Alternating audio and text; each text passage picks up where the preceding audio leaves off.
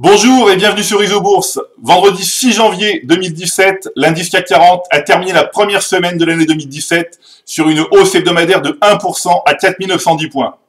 Passons tout de suite à l'analyse des marchés dans le logiciel Isobourse.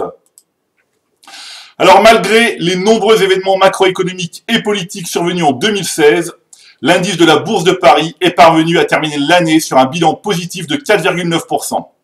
Alors cette première semaine de l'année 2017 confirme la tendance haussière qui s'est installée depuis quelques semaines. En mensuel, le marché parisien est entré dans un cycle haussier de moyen terme depuis le croisement haussier des cours de pression Isobourse 5 et 20 mois, validé fin novembre 2016. En trimestriel, la phase haussière de long terme, débutée au deuxième trimestre 2013, est désormais en position pour accélérer après la confirmation du rebond des courbes de pression Isobourse 5 et 20 trimestres au quatrième trimestre 2016. Alors évidemment, nous n'éviterons pas les phases de consolidation et comme dans tout marché haussier, les corrections seront probablement violentes et courtes. Pour réussir, il faudra donc être capable de suivre la tendance majeure mensuelle tout en occultant les soubresauts de la tendance mineure quotidienne. Alors, passons maintenant à l'analyse des fonds du fonds Martin Morel Impulsion France, donc le fonds piloté par le logiciel Isobourse.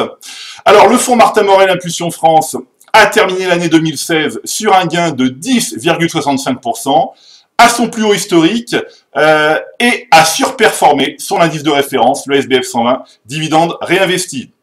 Alors son pendant sur les actions US, le fonds Martin Morel Impulsion Nasdaq, a quant à lui gagné 14,61% en 2016. Je rappelle que toutes les positions du fonds Martin Morel Impulsion France ont un point commun, des courbes de pression Isobourse 5 et 20 mois toujours haussières.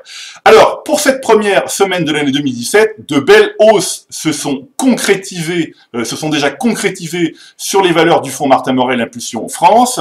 Alors, ici, vous voyez, avec Total Gabon qui a quasiment gagné 18%, eh bien, Total Gabon est une valeur qui est entrée dans le portefeuille du fonds Martin Morel Impulsion France début janvier, suite au croisement haussier des cours de pression Isobourse 5 et 20 mois, validé fin décembre 2016.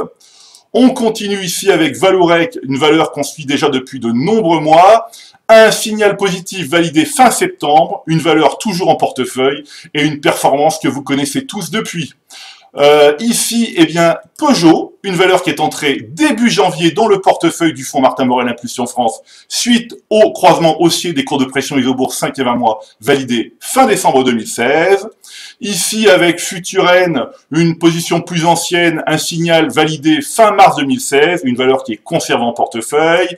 On continue ici avec Chargeur, une valeur encore plus ancienne, un signal, un croisement haussier validé fin février 2015. La valeur est évidemment conservée en portefeuille. Et puis ici, en fait, avec Jacquet Métal, une valeur qui est entrée dans le portefeuille début septembre 2016, suite au croisement des cours de pression Isobourse 5 et 20 mois, validé fin août 2016. Alors, nous avons changé d'année, mais chez Isobourse, nous n'avons pas changé de stratégie. Comme chaque semaine, eh bien, je recommande de rester à l'écart des valeurs dont les cours de pression Isobourse 5 et 20 mois sont baissières et de conserver les autres en portefeuille. Au nom de l'équipe Isobourse, je vous souhaite une très belle année 2017, pleine de bonheur et de réussite. J'en profite pour vous remercier de votre fidélité à Isobourse et pour souhaiter la bienvenue aux nombreux utilisateurs qui nous ont rejoints. Voilà, c'est tout pour aujourd'hui. Je vous donne rendez-vous la semaine prochaine et d'ici là, eh bien, restez avec nous sur Isobourse.